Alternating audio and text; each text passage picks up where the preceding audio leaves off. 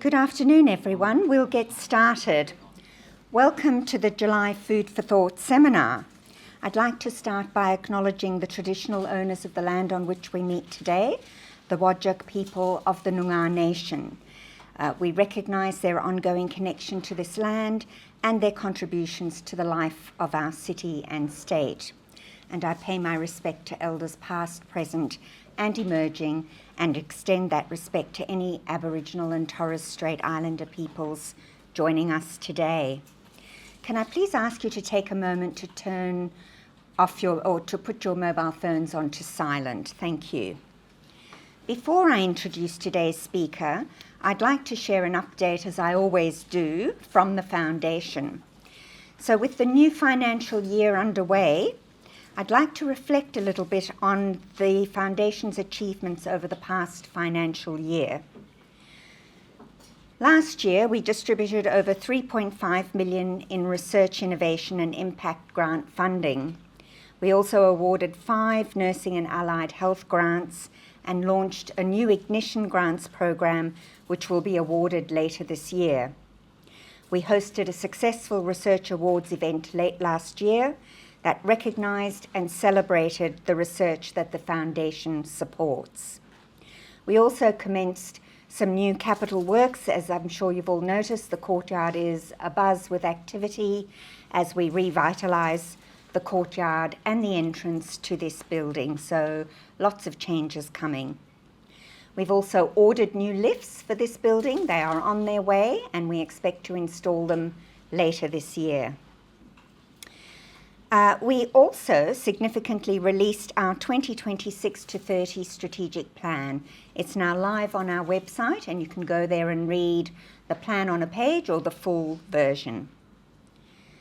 And of course, we also significantly lifted our engagement across social media and at our various events to strengthen awareness of the Foundation and the collaboration that we're building with Royal Perth Hospital. So it was a big year for the Foundation, marked by growth, progress, and a great deal of hard work. But the year ahead promises to be even more ambitious as we build on this momentum to strengthen our partnerships and begin delivering on our new strategic plan. So watch this space.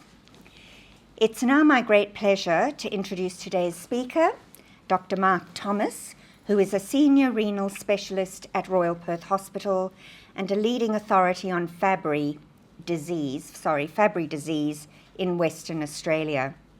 Since establishing the state's Fabry service in 2002, he has overseen the care of many patients through a multidisciplinary clinic and has been at the forefront of clinical trials exploring emerging therapies, including enzyme replacement, chaperone therapy, and gene therapy. Trained in Sydney and London, Dr. Thomas has worked at Royal Perth Hospital since 1988 and holds adjunct professorships at both UWA and Curtin University. His clinical research spans kidney disease in Aboriginal communities, diabetic nephropathy, and polycystic kidney disease, with more than 70 peer-reviewed publications and 100+ scientific abstracts to his name. Known for his dedication to both research and patient care, Dr. Thomas sees his work with Fabry disease as a unique convergence of science, clinical practice, and patient courage. Many thanks to Professor Laurie Balin, who will facilitate the Q&A session today and officially close off the event for us. Thank you, Laurie. Please now join me in welcoming Dr. Mark Thomas, who will speak on Fabry disease in 2025. Thank you very much. Hopefully the microphone is all working nicely and people can hear us on Teams as well. Excellent. And always lovely coming over here. I remember when Laurie and I were planning the actual building itself, sitting around trying to look on whether we should have gas cylinders or gas piping for the labs. It was many weighty matters that we had to discuss. So a few short years later, and I I duly declare that I've done lots of talks and lots of research and lots of advisory boards and lots of conferences, but my day job still remains Royal Perth Hospital, close to my heart. Fabry disease was first described as a funny rash on your nether regions mainly, little red spots that if you scratch them they bleed and they feel a bit rough. And it was simultaneous, both English and German physicians both sort of noted it, but it wasn't until nearly 60, 70 years later that people started understanding how this might relate to what's going on inside your cells, particularly starting with the lysozyme. And then when they were able to look with electron microscopy, you could see things built up inside the lysozymes of these sorts of patients. And so you can find the lysosomal storage disease, and then it started realising that it's X-linked inheritance. In other words, if you're a man, you can only get it from your mum and only pass it to your daughters. And if you're a woman, it's a 50-50 chance, having got it from mum or dad, and passing it on to son or daughter. The deficiency in the enzyme took some clever biochemistry. So it's a deficiency we abbreviate to AGAL, but it's alpha galactosidase. The cDNA technology came around, and once that was, then you can actually start manufacturing, so you can actually get enzyme replacement therapy. And so that was then, with biopsies, able to show that the organs in which it was deposited were actually improved by the therapy. So the key things to know for this multi-system storage disease, that it has its own special registry number, but it's a defect in the GLA gene on the X chromosome, that it's a deficiency of the enzyme, which then causes a build-up of the substrate. And those of you who are familiar with diabetes, which is a deficiency in insulin that gives a build-up of HbA1cs, then you can sort of use that common understanding to then understand a rare disease as well. The substrate can be looked at as just the actual biochemical substrate, or this lyso derivative, which seems to be relatively more pro-fibrotic, and I'll show you some of the evidence for that. It's a relatively short section of the X chromosome with 7 exons and the intervening introns. And if you happen to have a mutation in your intron, maybe it means nothing, or maybe it's a modifier for how the exons behave. If you then have to try and decide how are we going to analyse this, should I use Sanger sequencing or next-gen sequencing, then it's worthwhile understanding the pros and cons of each of them. And anything that sounds like next generation must obviously be better. Well, actually, the Sanger it includes the exon-intron boundaries, is a faster turnaround and is actually cheaper for this relatively short defined area. And once you know which particular mutation you're looking for, once you then start doing the cascade sequencing, it's even cheaper for just looking for the individual single mutation. When you get to the protein that comes out, while the gene looks like a nice simple left to right ruler, the protein looks incredibly messy because it needs to be folded just right. So if this was paper, you'd be looking at beautiful origami. But you've got all these different little sequences and holes, and different mutations can make no or a massive difference to how it folds. The enzyme levels can be measured in plasma, in frozen white cells, or incredibly practically, just in a bit of tissue blotting paper on a dried blood spot. And all of a sudden, the whole expense and trauma of trying to get the blood into the frozen section, across to the central analysing lab in Adelaide, and getting a working viable sample, all disappeared. So as long as you could just get that dot onto that blotting paper, into an envelope, it could be posted at your leisure. The difference between the normal ranges for dried blood and plasma are slight. But if you have classic Fabry disease, then you've got virtually no detectable enzyme. So if you can imagine your endothelial reticulation building up all your proteins and then trying to clear with these beautiful enzymes the derivation of the glycosphingolipids, they don't do all the job here. They actually need to be trafficked through to the lysosomes, where the like a garbage disposal system, everything gets crunched and the broken, degraded glycosphingolipid can then be released.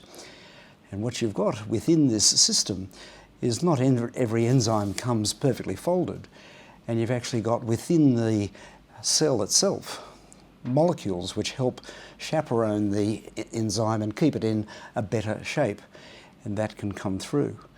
And some very clever scientists were able to design a chemical version of the same thing, and that can then keep the enzyme folded so it can then traffic through instead of being accumulated as broken enzyme behind, and that can then allow mutated, misfolded enzymes to get into the right spot and then clear the accumulated substrate. So when you look at these glycosphingolipids, they're all part of long pathways, and whereas the deficiency of alpha-galactosidase gets a build-up of this weird and wonderful condition called Fabry's, you may recognise various other rare diseases along the way, and sometimes it'll be nerves and heart and brain, sometimes it'll be livers and kidneys and bones, sometimes it'll be brains and bone marrows. There's an incredibly wide spectrum of different diseases for things that are biochemically very closely related. So how does it actually manifest as a disease? Well, if you look at the percentage of people divided by men in grey and women in black, you'll see that the pain, which is a burning pain in your hands and feet, worse in exertion or in hot weather, hits men harder, and the skin rash over here is the second commonest symptom which people will turn up with, whereas things like hearts, brains and kidneys are the deadly silent diseases. So just like with diabetes or with high blood pressure, the important things which kill you are often quiet. And if you look at the age that people present, because men having one X chromosome get the severe version of the disease, they will be hit younger, so all the grey bars have suddenly shrunk. And you're talking about maybe an average of 10-year-olds, but quite often it'll be a 2-year-old boy that has crying fits when in hot weather. Too young to speak, but certainly not too young to suffer. Whereas the sisters may get a 5 to 10 year grace period, even with a deadly gene that affects their brother so severely. However, when you walk into the clinic, people don't just all come in with the average condition. Every single one is different. So there's many different spots in the gene, and some will have large implications and some will have small. The female lionisation effect, or random X inactivation, hands up if you all know all about that. So maybe one hand went up, which gives me a good chance to remind us that when all of us were conceived, we go to one cell, and then within about 3 days, we became 8 cells. And at that 3-day-old tiny, tiny blastocyst, each of those cells with an X and a Y, or an XX, makes a decision. And where there's 2 X's, they look at each other and say, only one of us is going to do the work forever. And so that women with an X defect then play this deadly heads and tails game, where every one of those 8 may flit all heads, or all tails, or a 50-50 mix. And therefore, for the rest of their life, they become these 8 parallel clones with varying manifestations of deadly Fabry's or no Fabry's at all. You've got the good X, all 8 of them. You've got the bad X, all 8 of them, or on average a half-half. So women are unpredictable. That's the random X clonal deletion or by the Mary Lyon lady who described it, lionisation. And one big division between the genes is the classic early onset form, which is those 2-year-old boys and 10-year-old girls, or the lone cardiac variant, which then might not get anything until a man is in his 50s or so and suddenly discovers he's got a very big heart and yet never had high blood pressure, thick rather than dilated. So you can be lifelong asymptomatic, or you may be bad from the moment you're born. So it becomes a tricky diagnosis if you've got this unexplained burning hands, burning feet, where you see absolutely nothing to physically examine. That when you do the normal neurological examination, they are normal to light touch, but they lose cold sensation. Many people, when they do a neuro examination, don't remember temperature. You'll see these funny little collections of spots deep inside the umbilicus. How many of you look inside somebody's belly button when you examine them? See them deep around the groin region. How many of you take off people's underpants when you examine them? Sometimes you'll see them in the fronts of the kneecaps, the sides of the hands, or stippled around the lips. Sometimes you'll get a brush. Everybody is different. Some people have no spots at all, despite deadly disease. On the front of the eyeball, you get the smear of the built-up substrate. And as your tears run over this fat, you get this smearing whirl or vortex phenomenon. So that's just the passage of the tear ducts taking the smearing of the fat. You can't see that with an ophthalmoscope. You can't see it with the naked eye. It needs a slit lamp, and it needs a smart optometrist. You need to test your urine. And I always like asking my medical students, how many of you know your blood pressure? Put your hands up. How many of you know some of you don't know your own blood pressure? How many of you know your GFR? And how many of you know your urine ACR? So if I told you of all those tests, there was one that could give you a 5,000 greater % chance of dying prematurely, would you like to know the answer? Get your urine tested, please. Very silent, very easy, and a very good determinant. So this is an MRI of a heart where the ventricle is far thicker than it should be. Causes no pain at all. And here is a brain with 2 white spots either side of the lateral ventricles, the so-called pulvinar sign. But there's many, many different neurological effects you can see in the MRI that you'll do of these patients. And then you'll remember the inheritance. So fathers must give it to their daughters. If he has a daughter, every one of his daughters will be obligate carriers. And the Fabry build-up gives you the thickened eyelids and the thickened lips. So in the classical cases, it looks like they're sort of half asleep, even though they're very, very alert and listening. That's for the classical things. If you're talking about late onset, you're talking about silent urine and silent kidneys. So you can see why there might be an awful lot of Fabries in the community that you don't know, and the people with Fabries don't know. They just get married and have children. When we tried to guess how many there were around Australia, and we're often quoted that there might be 1 in 100,000 people, that back then the average Australia-wide was about 1 in 90,000, but there was a wide variation from state to state. And some of the higher ones had less active screening programs, but we were lucky to have a phone-based genetic counsellor who was very meticulous in following things up. And when we redid that, our rates had got even better because we were finding more, and the more people you find, the more they treat. And if you look at how they are treated, so you can see of all the patients that you've got there, that only of the 48 at that stage, or there was only 16 on enzyme replacement therapy, 3 on chaperone therapy, 2 on substrate reduction therapy, and 3 gene transplants that we'd done. And none of the 12 children needed to be treated.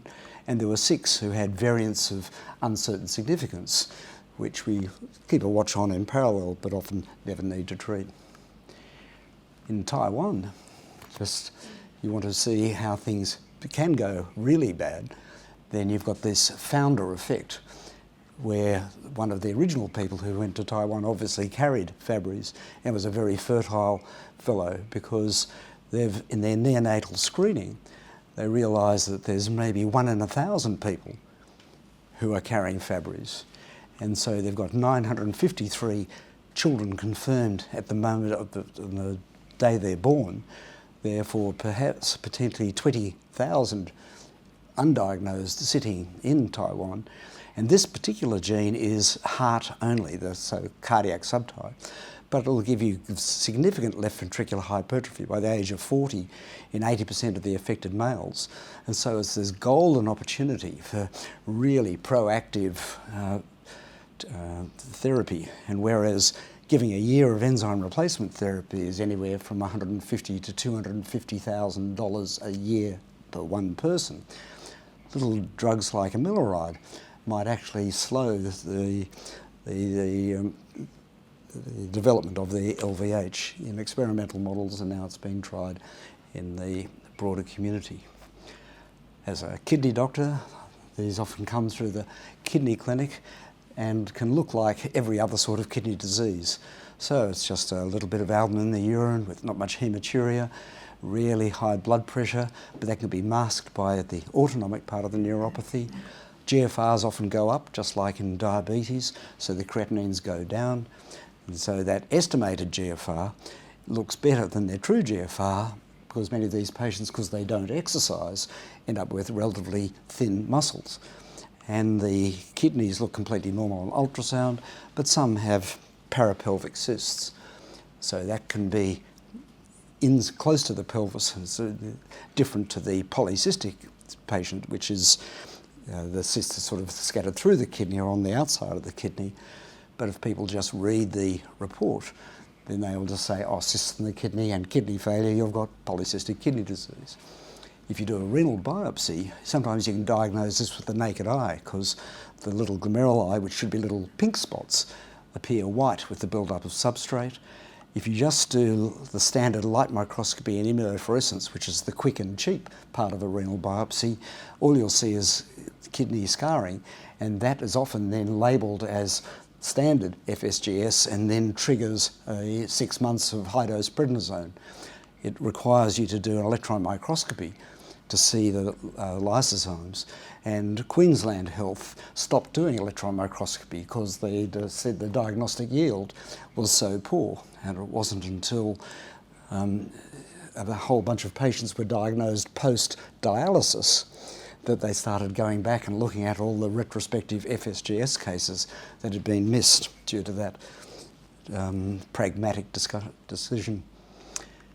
So under the microscope you get these black and white stripes, so-called zebra bodies, building round and round, and they can be in the outside of the podocytes, just before they go into the urine, and you get the build-up of the same stuff on the cornea. And then you can have other things which you should look at, which can also give you zebra bodies, but should not give you fingernail abnormalities. Anybody know what gives you lumps on your pelvis and kneecaps and nails? So-called nail patella syndrome. That's a great way of doing it. And amiodarone, and sertraline, and Donald Trump's favourite anti-COVID effective drug, hydroxychloroquine.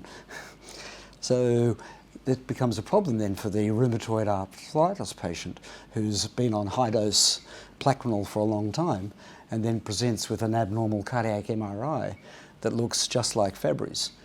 But if they stop their Plaquenil, the hydroxychloroquine, then the changes can gradually resolve. So there's lots and lots of things which slip through the radar. The biopsy can look like that. If you don't do the electron microscopy, you call it FSGS. See someone with smooth kidneys and proteinuria, you just say they've got a chronic GN. If you see a thickened ventricle and proteinuria, you just say it's hypertensive heart disease. If you see diabetes, which is everywhere in our society, with a bit of a nerve problem and proteinuria, you say, well, that would be diabetic nephropathy. And if you see cystic kidneys and a family history, oh, well, you've obviously got polycystic kidney disease. So very easy for even thinking people who think of the diagnosis not to think of it. So we tried to see how many we might be missing, and we went through all our 1,000 patients in 21 different dialysis units. And if all of you know who do research, that you have to not only get ethics approval, but you also have to get site-specific governance approval. And there's an awful lot of ethics committees and an awful lot of dialysis units, which was an awful lot of work.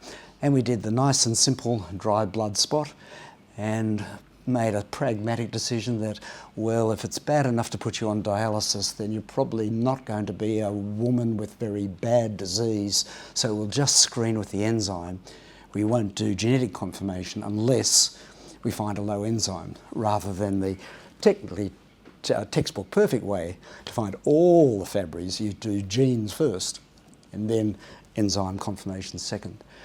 So we found precisely 0 with a high false positive rate, and people with low alpha galactosidase actually are often malnourished, as are many of our dialysis patients.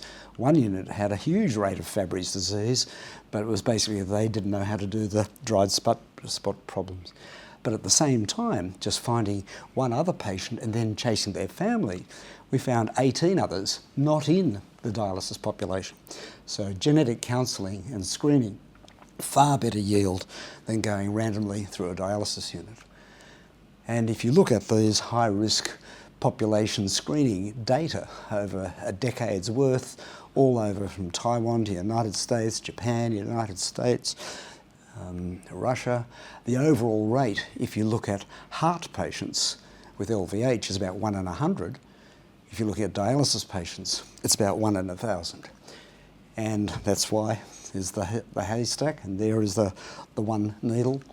If you look at how much it costs, then it's up to $24,000 looking at the heart cases. And if you look at, on average, contact tracing, you'll find 5 new cases per new diagnosis.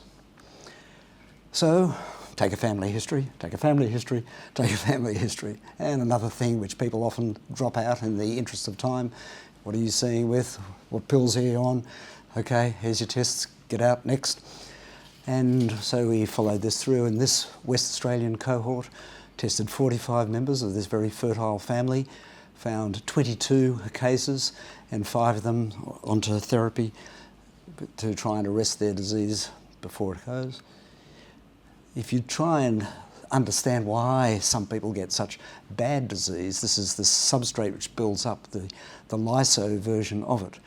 And if you look at how it affects your mesangium of your kidneys as opposed to the tubules of your kidneys, you get this pro-fibrotic effect of epithelial cells starting to become into a more mesenchymal version. And so these give very pretty colours. And then if you're very smart in your research, you can see how the build-up of this lipid creates this low-grade inflammation in the cells. And that lipid to inflammation to scarring process is another thing which you might be able to see your parallels in your current area of research. Our therapies just clear out the substrate, but they don't reverse the scarring or the inflammation. And there is one interesting inhibitor of lipid peroxidation, which seemed to be able to, even if you introduce it at a cell model level, after the induction of the disease, you could still get reversal by stopping the inflammation due to fats.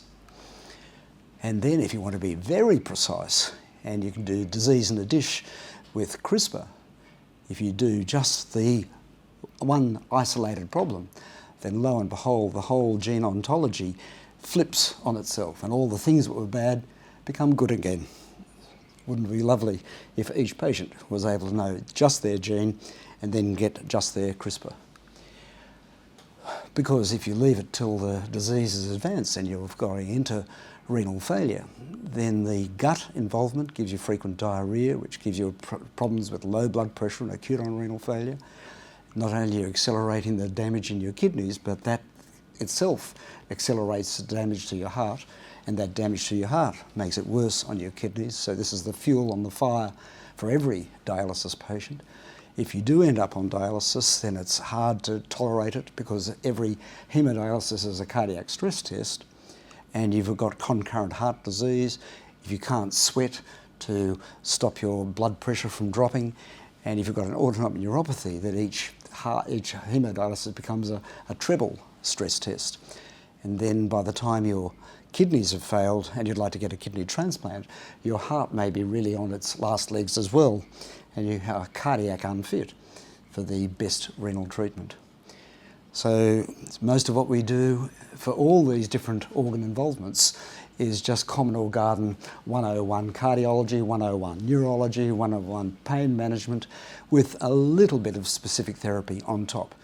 So if you want to slow how your kidneys are getting worse, then stay skinny, no smoke, no coke, use your standard drugs and our better drugs, which are good for diabetics and good for kidney patients, treat the Fabry specific therapy as the icing on the cake.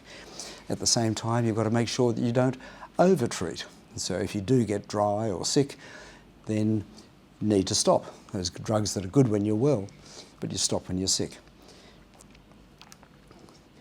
And your options for these expensive enzymes, which get infused intravenously, one that comes at 1 milligram per kilogram and another one that comes at 0.2 of milligram per kilogram, and yet exactly the same price. So when I first got involved with this, I said, well, this is crazy. I'm going to buy the expensive stuff and use it at 1/5 the dose. And did a sort of small little randomised trial, winding people's doses down and down and seeing if their pains came back, and then putting their doses back up and up, which in a slightly left of field treatment got me a little award in the European meeting for being bold and not doing what the manufacturer said. And these foreign proteins can induce antibodies, which give you infusion reactions. And that's more likely if you get a more powerful drug. So this one has to be given more slowly with a greater risk of infusion reactions. The very expensive stuff is controlled tightly by the government. And so the life-saving drugs program, which also LSD is lysosomal storage disease by a nice coincidence, and it gives therapies for all these different diseases that meet the efficacy criteria but fail the cost criteria. Only available to Australians. If you happen to have Fabry's in New Zealand, you are untreated. So they have formal contracts to sign for the patients, and you have to send in your results every year. If you do use enzyme replacement therapy, pain levels get better, but the placebo group, pain levels get better. And whenever you're managing pain, if you do just tell somebody, I care for you, the pain gets better. So it's maybe a placebo effect, but it's a very real effect. It's the sign of good medicine. The GI symptoms also get better, but don't go away. So all we do is really improve, but not cure. You can watch the little blue dots of the substrate on the toluidine blue electron microscope zone all clear out slowly over half a year. You can see the GFRs and proteinuриas start to improve in some, and you can look at the more years of therapy you've given, the greater the clearance of the substrate levels. And so you can divide your patients into the blue ones, which have low renal impact, which tend to maintain their GFR, and the red ones, which have high renal impact, more sclerosis and more proteinuria, and they lose GFRs inevitably, but maybe a little slower with treatment. Same with the cardiovascular disease. We judge that partly by how thick your ventricle is, and it may shrink, but some of that may be because you're fibrosing rather than improving. So this is where the MRI can give you, or the stress tests can give you a better idea of whether this is a healthy, slim, or a shrinking scarred slim. So the Canadians tried to do a randomised proper trial of this, and then at the same time a bug became infecting the Fabrazyme bioreactor, and there was a global shortage. And so they found that their wonderful trial was unable to be completed. But the overall answer was that more intervention helped with non-specific therapy, and if you started earlier, then younger patients treated earlier in their disease had better outcomes. If I'm getting close to the end, you need a wind-up call. Okay, thank you.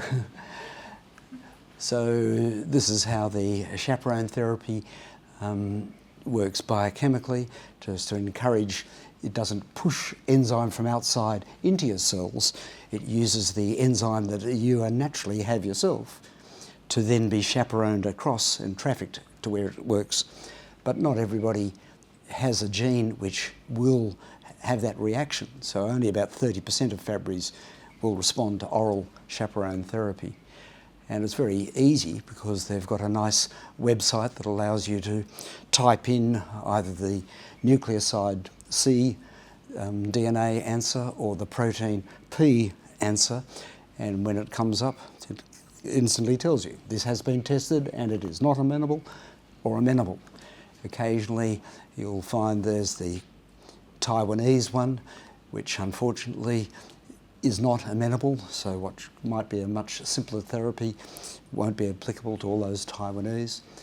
And if it comes up as not recognised, we'll probably have typed it in wrongly. But if it's not tested, then all you have to do is send the cDNA to the Amicus company and they'll run the assay for you, and in about 2 or 3 months you'll come back to find out that when they put it in, that the enzyme was improved with the addition of megalostat. So if there's about 1,000 different mutations that have been described, and 30 to 40% are amenable. So they did a randomised trial of keeping people on enzyme therapy or swapping them to megalostat, and a whole bunch of miscreants, including us, participated in the trial. And what looked like a terrible problem, that they changed the assay and they discovered that of the 58 people they had enrolled in the trial, that 4 of them had been enrolled with non-amenable genes. Uh-oh. But by a beautiful play of chance, when those who were non-amenable were looked at, 2 of them had stayed on the enzyme replacement therapy and 2 of them were randomised to go onto the megalostat, and lo and behold, it does what it says on the bottle. Their substrate levels rose very steadily compared to those who had amenable mutations, and their substrate levels stayed down. So it had, within the trial, by an accident, a beautiful internal control. So there's been lots and lots of different trials with lots and lots of outcome parameters, and of the pre-specified primary and secondary endpoints, the ones which seem to make a difference is you can improve your ECG. It's one of the very sensitive tests, a PR interval that's too short. Your kidney disease function seems to improve both at a biopsy level. Your pain levels improve a bit, but not cured. Your cerebral blood flow is something, you get the hyperfiltration in your head as well as in your kidney. Hearing might get better, gut symptoms might get better, quality of life get better, and the biochemical markers get better. But every person's a different person, and if you only treat the Fabry-specific therapy, then you end up with 90% of your patient's symptoms not really improving. So you've got to think about it like a pain doctor. You've got to think like a gastroenterologist. You've got to think like a cardiologist. You've got to think like a nephrologist. You've got to use your cardiology skills. You've got to go out to Costco and get yourself some new hearing aids, and you've got to use some laser therapy if you've got your angiokeratomas in cosmetically embarrassing spots. And we're very lucky that we live in WA, where they haven't privatised the outpatients, whereas every other state they have. And so you can't just bring in 5 or 6 doctors easily to then see a patient who might need to see 2 of them or 5 of them or 1 of them. the beauty of having public outpatients with staff specialists who are committed to patient care is just one of the many joys of living in Perth. And on top of that, wonderful bunch of fellow clinicians. We try and maintain that all our patients always get a copy of their reports. We do their satisfaction surveys. We link them in with the various support groups. We provide supervised teaching for the FRACP keen trainees. We offer preceptorships to the pharmaceutical companies who are very keen to understand this, but they have to sign a strict code of conduct as to what they will do and retain confidential. The patients have to give formal consent, and then they can sit in and learn about the disease, not just from the marketing, but from real life. And so, surprise, surprise, if you give people Rolls Royces, they say thank you. And if we try and manage that holistic care, it's not just the clinic. The infusions are given in patients' homes. You do that extra therapy, which looks at your cognitive behavioural therapy, multimodal pain management. Timu do great ice vests and ice caps for people who feel very hot. The micro exercise, so Pilates and yoga and swimming are things you can do without generating a sweat, which causes pain and then keeps you cool. The phone-based cascade means that people don't have to make appointments to come in and have a long, difficult time. The high-risk patient screening, the mentor teaching patient, and we always try and then build it up with further research. Now, if we're running short of time, the gene therapy is quite interesting. Okay, so that's the oral substrate. So instead of using a chaperone for only some drugs, you can actually block the substrate production.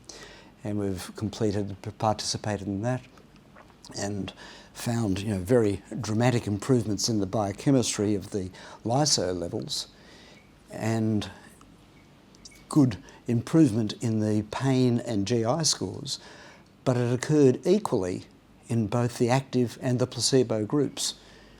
And so it just showed that this placebo effect is a very real beneficial effect, and this gut-brain join works very importantly.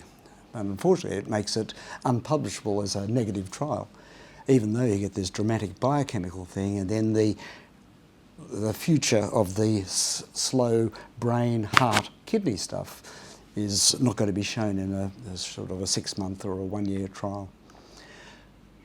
When you're doing gene transplanting, you can do it with the stem cell therapy type approach.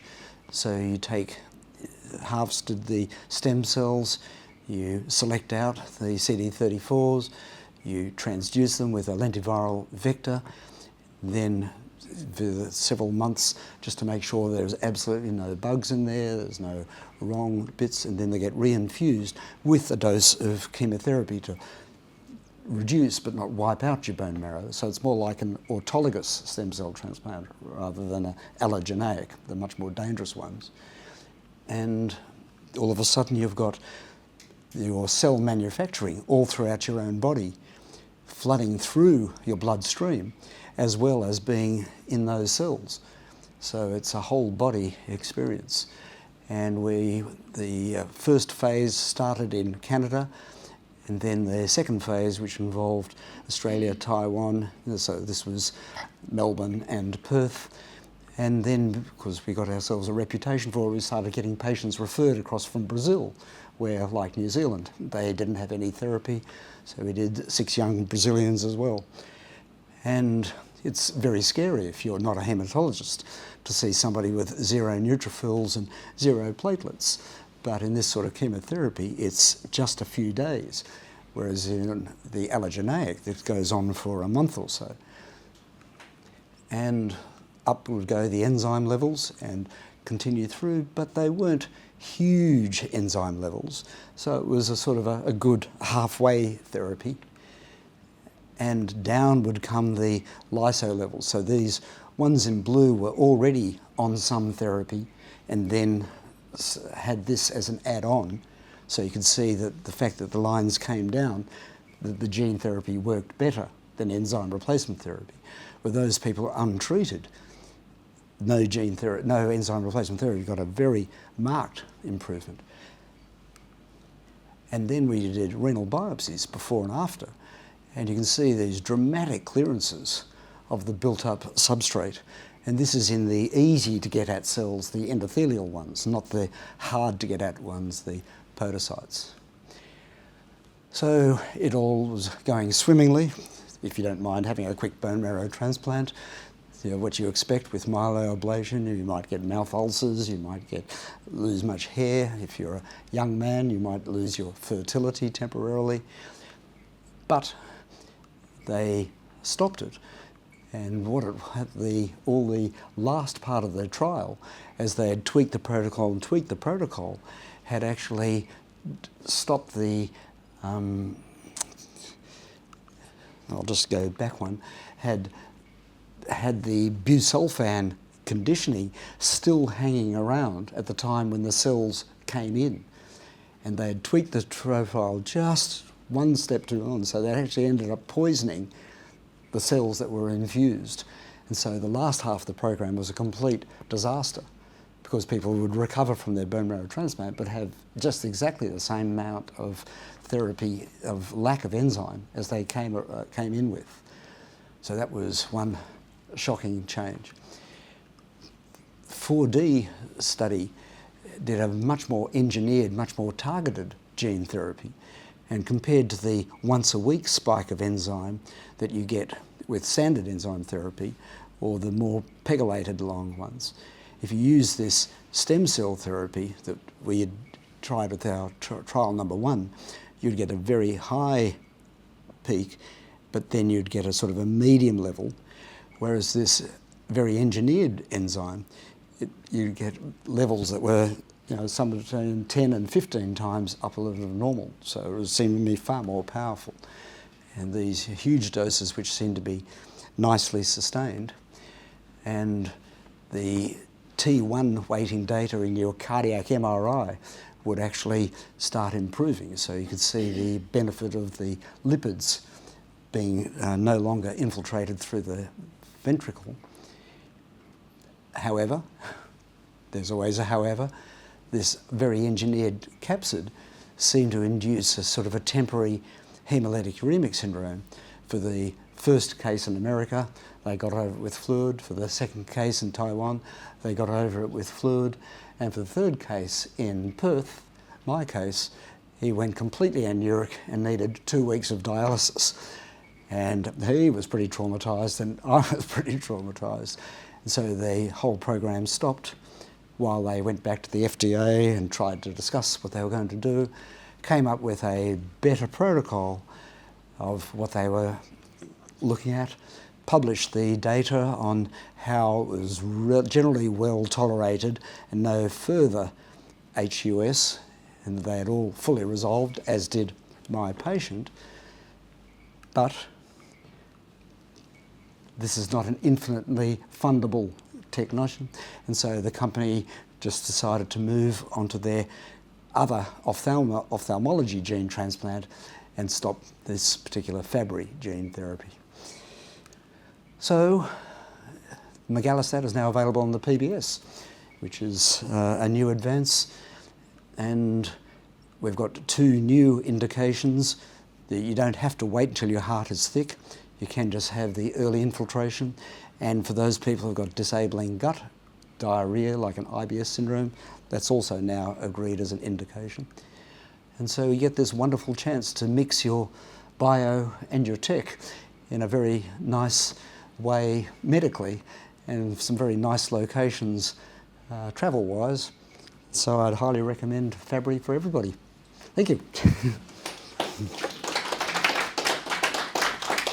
Thank you, Mark. That was a lovely presentation, and as always, I learn a lot listening to you.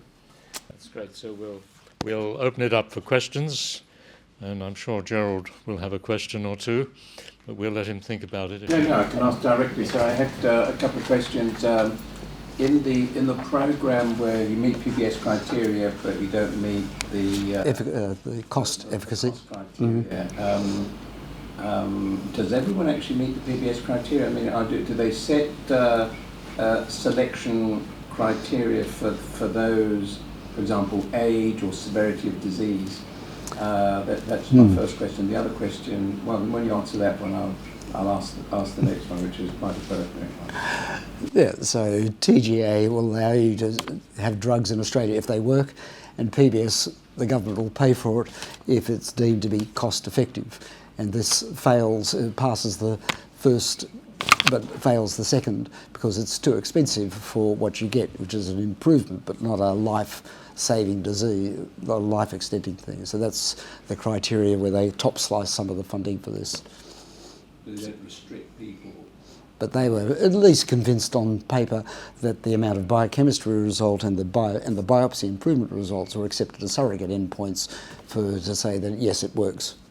Well, that's good. I mean, we haven't been so lucky with other conditions really where age is a cut-off point and they want, Sure. as it were, objective evidence of end-organ disease. I'm thinking of lysosomal acid lipase deficiency. Yep. But the other one was a service question. So about the model of care, I mean, that's been done out of renal medicine. That's because you're the champion, really, but equally in other dimensions it could well be cardiology, medicine. Yeah, Who runs these services? So each state has its own individual champions. In South Australia, it's the endocrine team. In Melbourne, it's a nephrologist like myself. In Westmead, it's a geneticist. And in Queensland, it's a very smart general physician. Yeah, I thought it might be like that. I mean, I would put the case in for renal medicine, because at the end of the day, renal physicians are the complete physicians, really. Completely silly. That's true. I haven't done renal medicine for many years. I mean, that's where you really saw the business. But it is good fun. Okay, any other questions? Perhaps I can give you one, Mark. From what I gather, the easiest way to pick up somebody is from a family history who's got symptoms. But you're then going to miss a lot of people who haven't got a family history. And then you get into difficult territory, because taking the left ventricular hypertrophy without hypertension will, 50% of people over the age of 50 have high blood pressure and will have beginning to have left ventricular hypertrophy. Yeah.